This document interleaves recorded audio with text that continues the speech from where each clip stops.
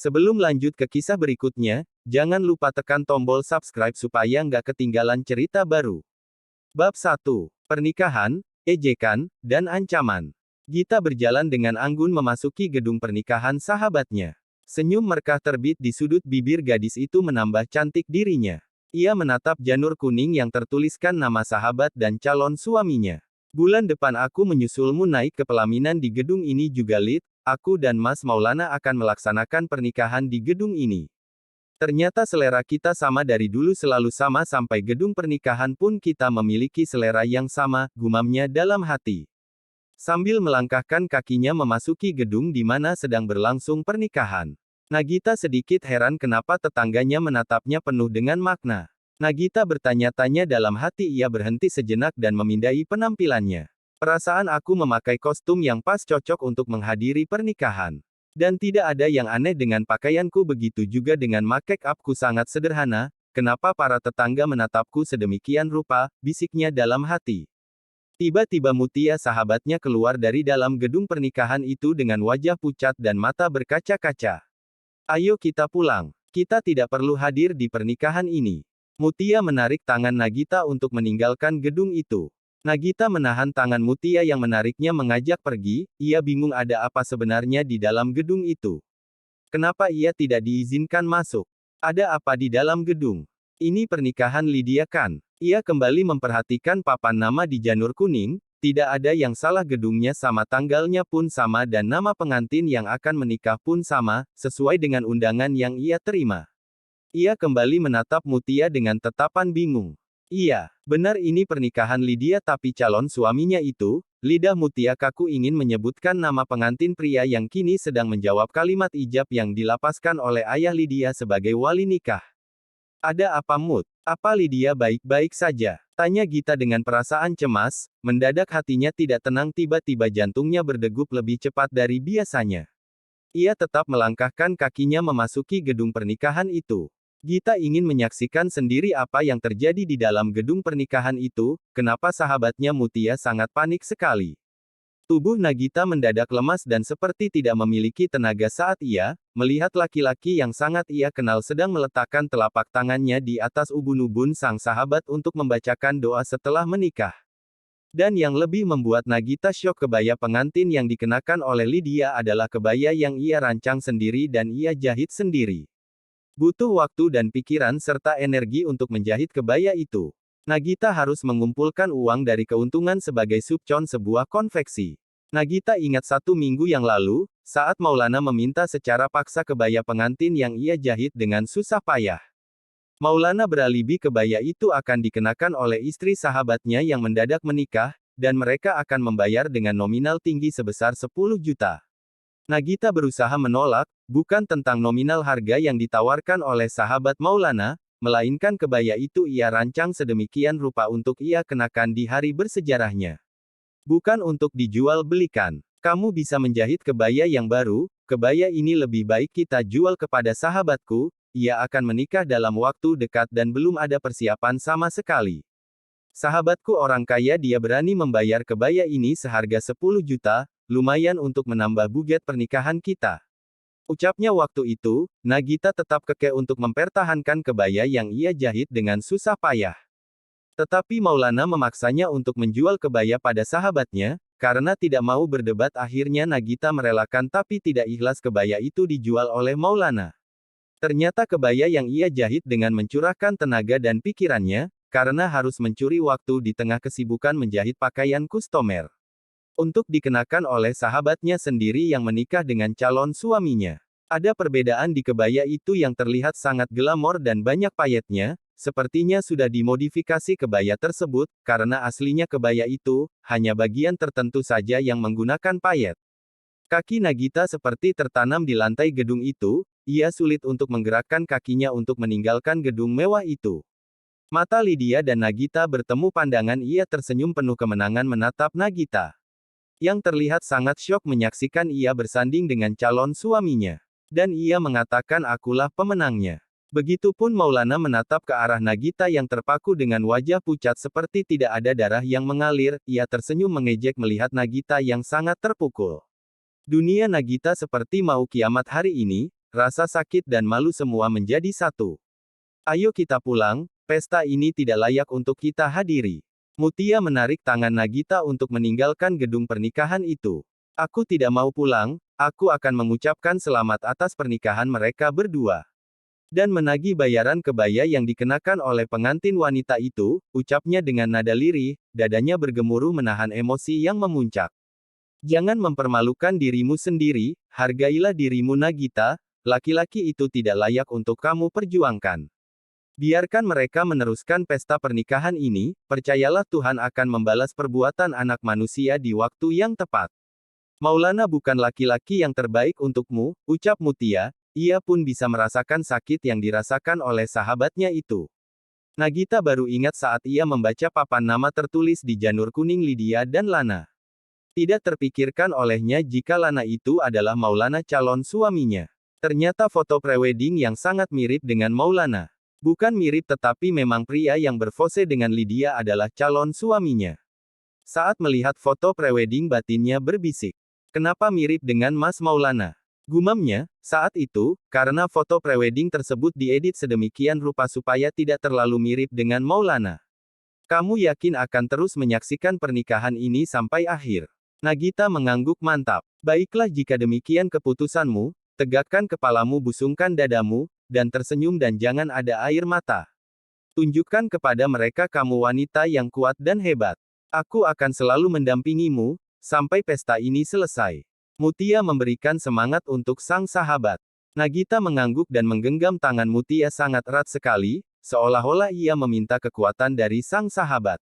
Jika Nagita terpaku dan tidak bisa menggerakkan kakinya di pintu masuk gedung pernikahan itu. Berbeda dengan seorang pria tampan dan rupawan yang menggunakan batik berwarna coklat. Pria itu dengan gagah dengan senyum yang sangat menawan melangkahkan kakinya menuju pelaminan. Dan mengucapkan selamat menempuh hidup baru kepada kedua mempelai. Akhirnya kamu datang juga di pesta pernikahanku, kenalkan ini suamiku Maulana Permana, seorang direktur di perusahaan minyak mentah yang ada di Jepang. Bukan seorang penjual bubur ayam, ucapi Lydia dengan bangga memperkenalkan diri suaminya kepada sang mantan. Dan sekaligus mengejek sang mantan tunangannya yang hanya seorang penjual bubur ayam. Selamat menempuh hidup baru, semoga sakinah mawadah dan warohmah. Ucap Aditama putra Wiratmaja dengan senyum menawan. Tidak ada gurat kesedihan sama sekali di wajah tampannya. Lydia adalah tunangan Aditama, mereka sudah cukup lama menjalin asmara hingga 2 tahun, dan mereka memutuskan untuk menikah. Entah mendapatkan ide dari mana, tiba-tiba Aditama ingin mengetes ketulusan dan kebesaran cinta Lydia padanya. Dengan mengaku jika ia telah dipecat dari sebuah perusahaan pertambangan batu bara. Saat itu ekspresi Lydia tiba-tiba berubah, wajah yang penuh senyum dan ceria mendadak berubah menjadi wajah yang penuh dengan emosi. Dan jawaban yang diberikan oleh Lydia luar dari ekspektasi Aditama. Mendengar ia dipecat dan akan memulai usaha menjual bubur ayam. Lydia seketika menolaknya dan mengajak putus, tidak ingin meneruskan hubungan mereka. Menurutnya ia seorang supervisor di perusahaan minyak yang terbesar di ibu kota, tidak cocok dengan seorang penjual bubur ayam. Apa kata dunia jika aku menikah dengan seorang pedagang bubur ayam? Mau taruh di mana mukaku? Lebih baik kita putus dan kamu cari wanita yang sederajat denganmu. Biasanya jodohnya pedagang itu tidak jauh dari pedagang juga. Siapa tahu ada wanita penjual gorengan yang mau denganmu, ucapnya pedas. Aditama hanya bisa menghela nafas panjang melihat perubahan sikap Lydia yang sangat instan saat mengetahui jika ia tidak memiliki apa-apa. Ia membenarkan apa kata mamanya, bahwa wanita seperti Lydia hanya mencintai materi saja, ia tidak memiliki ketulusan hati. Sayang, coba kamu ceritakan pada Aditama, bagaimana bisa karirmu cemerlang di negara Sakura itu. Siapa tahu bisa menjadi motivasi Aditama untuk bekerja kembali, kasihan jika harus berjualan bubur sampai tua. Tidak ada wanita yang mau menikah dengan penjual bubur ayam yang masa depannya pasti suram. Maulana dengan jumawanya menceritakan jenjang karirnya hingga ke titik sekarang. Aditama hanya mengangguk dan tersenyum penuh dengan ketenangan, tidak ada kecanggungan dan tidak ada amarah di wajah tampan itu. Ia selalu menampilkan senyum manis dan wajah tenang menandakan hidupnya baik-baik saja tanpa menikah dengan wanita yang menjadi pengantin hari ini. Melihat senyum penuh ketenangan di wajah Aditama, Lydia sangat gusar sekali, semua tidak sesuai dengan harapannya. Ia ingin menyaksikan Aditama yang terluka dan sedih dan cemburu melihat ia menikah dengan lelaki sukses pilihannya. Seperti yang ia lihat di wajah Nagita. Tetapi sebaliknya Aditama sangat tenang, tidak sedikit pun ia merasa cemburu melihat sang mantan tunangan, menikah dengan seorang direktur di gedung mewah dan pelaminan mewah. Nagita dan Mutia berjalan dengan mantap menuju pelaminan, mata Nagita tajam menembus jantung Lydia dan Maulana. Selamat menempuh hidup baru, dan jangan lupa kebaya yang kamu pakai belum dibayar oleh suamimu sebesar 10 juta, ucap Nagita sambil mendorong bahu Lydia dengan sangat keras sehingga membuat Lydia terhubung satu langkah ke belakang. Beberapa orang di sekitar pelaminan yang mendengar ucapan Nagita menoleh dan menatap kebaya yang dikenakan oleh Lydia dengan heran dan tanda tanya. Lu apa-apaan sih? Jangan bikin kekacauan, dan jangan bikin drama di pesta pernikahan gue. Maulana milik gue karena kami cocok dan selevel. Direktur perusahaan minyak mentah sangat cocok bersanding dengan seorang supervisor di perusahaan minyak terbesar di Indonesia. Seorang direktur minyak tidak cocok dengan gadis miskin, yang hanya seorang penjahit, bisiknya di telinga Nagita. Nagita tersenyum sinis, kali ini jantungnya sudah normal berdetak, hati yang terasa sakit hilang seketika berganti dengan kebencian yang teramat sangat. Ia menatap tajam laki-laki yang telah membersamainya selama 3 tahun terakhir, dan berjanji akan mengikrarkan janji suci di bulan depan. Karena penjahit ini, laki-laki yang bersanding denganmu, bisa berangkat ke negeri Sakura. Dan sukses. Seingatku, dia bukan direktur tetapi hanya sebagai staf biasa. Jika memang benar suamimu seorang direktur, kembalikan uang yang dipakai buat ongkos beli tiket pesawat ke Jepang, ucapnya dengan nada sedikit keras. Aditama yang masih berdiri dekat dengan pelaminan tentu mendengar semua ucapan sang gadis kebaya coklat. Hai, laki-laki pengkhianat, jika tidak memiliki uang untuk membeli kebaya pengantin calon istrimu, jangan menipuku. Kembalikan semua apa yang kamu ambil dariku, jika tidak kamu kembalikan aku akan membuat perhitungan.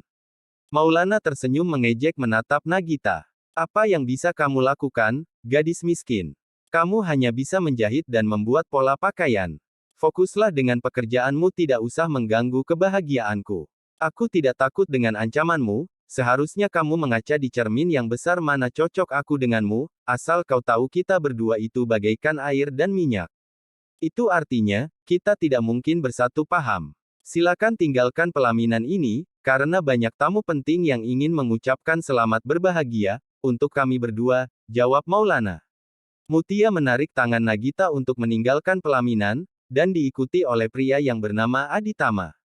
Pria itu mengekor di belakang kedua gadis cantik itu. Aditama, silakan nikmati makanan dan hidangan yang berkualitas premium, begitu juga dengan kamu Nagita, nikmatilah, semuanya gratis. Hitung-hitung perbaikan gizi. Lydia sengaja berucap dengan nada tinggi hanya untuk mempermalukan Nagita dan Aditama. Mobil mewah itu meninggalkan gedung pernikahan dengan membawa kedua gadis cantik ikut serta di dalamnya. Ya, Aditama menawarkan pada kedua gadis itu supaya ikut dengannya untuk meninggalkan gedung pernikahan tersebut. Gita yang duduk di belakang kemudi sibuk ngotak-ngatik ponselnya mencari siapa pemilik gedung yang dibuking oleh Maulana dan Lydia. Ia ingin menanyakan kepada pengurus gedung apa benar Maulana menyewa gedung itu untuk pernikahan bulan depan. Arg, teriaknya. Tidak bisa dilacak siapa pengurus gedung itu, Mutia menatap sedih sang sahabat.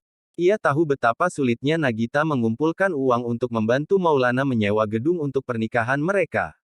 Maulana ingin pernikahannya mewah karena yang akan menghadiri pernikahan mereka teman-teman kantornya dan semua orang-orang penting. Ada yang bisa saya bantu Nona?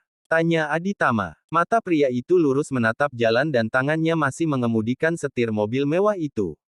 Nagita tertegun dengan laki-laki yang sedang mengemudikan mobil yang sangat mewah. Batinnya bertanya-tanya, seorang penjual bubur ayam bisa memiliki mobil mewah. Tuan diputuskan oleh Lydia karena Tuan seorang penjual bubur ayam. Tetapi mobil yang Tuan kemudikan sangat mewah, walaupun saya orang kampung saya tahu mobil ini mewah. Apa Tuan sedang bersandiwara? Nagita bukan menjawab pertanyaan Aditama, tetapi ia balik bertanya perihal identitas pria itu.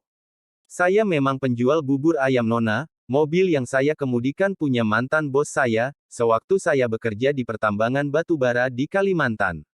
Beliau meminjamkannya padaku untuk menghadiri pesta pernikahan mantan tunanganku. Gita mengangguk-angguk saja. Ia tidak peduli dengan status laki-laki yang memberikan tumpangan pada mereka. Mau ia orang kaya atau penjual bubur sama saja di mata Tuhan itu menurut Gita. Lydia itu apa sahabat Nona? Sejak kapan kalian bersahabat? Namamu tidak pernah disebut setiap kami bercerita dulu, tanya Aditama. Memangnya Tuan tahu namaku? Aditama tertawa terkekeh. Ia menggelengkan kepala. Mutia yang duduk di sebelah Aditama hanya tersenyum melihat pembicaraan ringan dua anak manusia yang sama-sama dikhianati oleh pasangan mereka karena finansial tidak sepadan. Mutia memindai outfit yang dikenakan oleh Aditama dan Nagita sangat kontras warnanya sama-sama warna coklat muda. Coba sebutkan namamu, aku akan mengingat apa namamu sering dibicarakan oleh sahabatmu itu. Nagita menjebik ia tahu laki-laki itu ingin berkenalan dengannya. Nagita, dan sahabatku yang di sebelah Tuan adalah Mutia. Bilang saja kalau Tuan ingin berkenalan dengan kami tidak usah banyak basa-basi, dan berliku-liku. Nagita yang memang sikapnya barbaran dan suka ceplas-ceplos apa adanya. Membuat Aditama nyaman untuk ngobrol dengannya. Aku lupa sepertinya pernah, tapi tidak penting itu semua, disebut atau tidak namamu toh dia bukan sahabat yang baik, dan calon suamimu juga bukan laki-laki yang baik. Jika dia baik tidak mungkin ia mengkhianatimu, dan permalukanmu sedemikian rupa di depan tamu undangan. Sama seperti Lydia memiliki tujuan yang sama mengundangku datang ke pesta pernikahannya. Hanya untuk memamerkan suaminya yang katanya seorang direktur perusahaan minyak, sekaligus ingin mempermalukanku, ucap Aditama, tatapannya luruh menatap jalan di depan. Gita menatap pria tampan dan rupawan yang menyetir mobil mewah itu. Firasatnya mengatakan jika ia bukan tukang bubur. Kalaupun tukang bubur kenapa mesti malu memiliki calon suami seorang penjual bubur ayam? Ikhlaskan Nona jangan dipikirkan laki-laki seperti itu. Ia tidak pantas untuk Anda tangisi, lanjut Aditama. Aku bukan menangisi dan meratapinya laki-laki pengkhianat itu. Masalahnya, aku sudah mentransfer uang sebesar 20 juta untuk DP membooking gedung buat pernikahan kami bulan depan. Dan kebaya yang aku jahit dengan sangat susah payahnya ia ambil untuk dikenakan sahabat pengkhianat itu. Semua itu aku dapatkannya dengan cucuran keringat, aku sampai ikhlas dan rela makan dengan lauk seadanya demi mewujudkan pernikahan impian laki-laki pengkhianat itu, jawab Gita dengan nafas memburu. Aku kenal dengan pengurus gedung itu, tidak perlu khawatir aku akan mengurus pengembalian DP gedung yang Anda transfer ke laki-laki pengkhianat itu. Sepertinya uang yang Anda transfer digunakan untuk penyewaan gedung hari ini. Bukan penyewaan gedung untuk bulan depan seperti yang ia ucapkan dengan Nona. Aditama menyerahkan kartu namanya pada Nagita. Nagita membacanya hanya ada nama dan nomor handphone. Walaupun hanya penjual bubur ayam, tidak ada salahnya kan, saya memiliki kartu nama. Ucapnya karena ia melihat Nagita tertegun membaca kartu nama itu. Oh tidak ada masalah. Penjual bubur ayam itu seorang pengusaha. Sekecil apapun usaha yang Tuan miliki. Tuan adalah bosnya. Aditama menetap Nagita dari kaca spion. Baru beberapa menit ngobrol dengan Nagita ia tahu jika gadis ini bukan gadis sembarangan. Ia bisa menilai jikalau ini gadis yang cerdas. Obrolan ketiga anak manusia itu semakin akrab seolah-olah mereka sudah kenal cukup lama. Panggil aku Aditama, jika kalian berdua ingin menikmati bubur ayam buatanku datanglah ke Jalan Merpati yang ada di sudut kecamatan ini, ucap Aditama saat Gita dan Mutia turun di perapatan yang tidak jauh dari rumah Gita dan Mutia. Dua gadis itu sengaja turun jauh dari rumah Gita dan Mutia. Mereka tidak ingin jadi bahan pertanyaan para ibu-ibu turun dari mobil mewah. Bu Rani menghela nafas panjang dan lega melihat putrinya pulang dalam keadaan baik-baik saja. Berita Nagita ditikung oleh sahabatnya sendiri sudah menyebar ke pelosok desa bahkan sampai ke desa sebelah dalam waktu beberapa jam saja. Berita itu sudah menyebar dan sampai ke telinga Bu Rani dan Pak Salman. Alhamdulillah nak, kamu sampai rumah dengan selamat. Ibu sangat khawatir jika terjadi sesuatu di tempat pernikahan itu. Rani memeluk erat putrinya, dia mencium ubun-ubun Nagita ia lepaskan doa untuk sang putri. Semoga suatu hari kelak, ada seorang laki-laki yang baik melamar putrinya. Tidak apa-apa gagal menikah dengan Maulana. Ada hikmah di balik semua ini, insya Allah, Allah telah mempersiapkan jodoh yang baik untukmu. Jangan menangis ya nak, masa depanmu masih panjang, ibu sangat yakin suatu hari nanti ada pria yang baik di antara yang baik akan meminangmu di waktu yang tepat. Nagita tersenyum menatap ibunya. Dunia Nagita baik-baik saja jika masih ada ibunya di dunia ini. Nagita gadis berusia 23 tahun anak sulung dari pasangan Pak Salman dan Bu Rani. Mereka dikaruniai dua anak laki-laki dan perempuan putri sulung mereka Nagita Ayu, sedangkan anak kedua bernama Alif Nur Rohman yang berusia 13 tahun. Kehidupan Pak Salman dan Bu Rani memang sangat sederhana dan sangat kekurangan, lebih dari kata sejahtera rumah tangga mereka. Keesokan harinya seperti biasa Nagita pergi ke warung untuk belanja sayuran. Bu Rani melarangnya untuk bepergian, ia sangat takut mental Gita down jika ada yang menyindirnya perihal gagal nikah. Ibu tidak perlu khawatir, mentalku metal baja. Aku tidak akan tumbang hanya disindir karena gagal menikah, jawab Nagita meyakinkan ibunya. Ia mengayunkan sepeda tua menuju warung sayur dan sembako milik Ibu Salamah.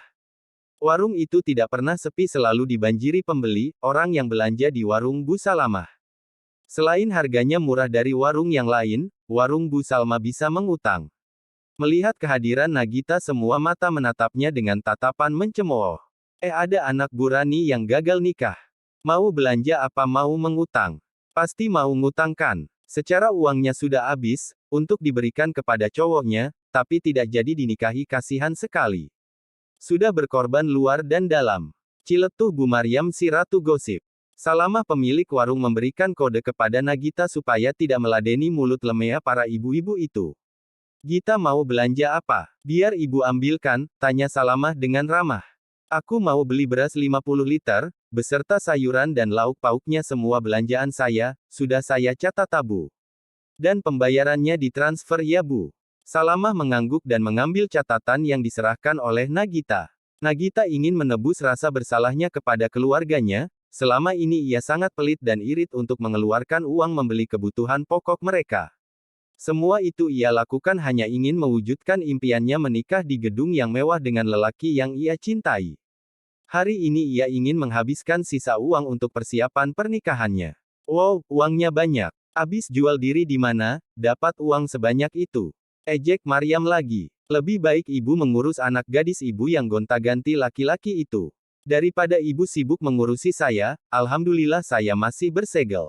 Sibuk sekali Bu Maryam mengurusi hidup anak gadis orang, sampai lupa mengurus anak gadisnya sendiri yang sangat liar bergaul di luar sana, sarkas Nagita. Kurang ajar kamu ya, anak Saan, anakku tidak mungkin seperti kamu ditinggal oleh calon suaminya. Makanya jadi gadis itu jangan terlalu percaya diri, mengaca di kaca yang besar siapa kamu dan siapa Maulana. Masa seorang direktur mau menikah dengan gadis cupu miskin seperti kamu? Rasa-rasanya Nagita ingin menyobek mulut Bu Maryam saking kesalnya. Jangan menghina takdir saya Bu Maryam. Sudah saya katakan ibu memiliki anak gadis, mudah-mudahan salsa anak gadis ibu tidak mengalami takdir seperti saya. Makanya dijaga anaknya dengan baik, jika saya gagal menikah tapi saya masih utuh masih disegel, takutnya anak ibu tidak dinikahi tapi perutnya melendung, ucap Nagita lalu ia pergi mengayu sepedanya, karena Salamah memberikan kode pada Gita untuk meninggalkan warungnya. Belanjaan Nagita akan dikirim oleh akurir Salamah, karena memang belanjaannya sangat banyak. Hei, Nagita jangan lari kamu, anakku Salsa tidak mungkin mengalami nasib sepertimu. Secara anakku sangat cantik dan modis, teriak Maryam.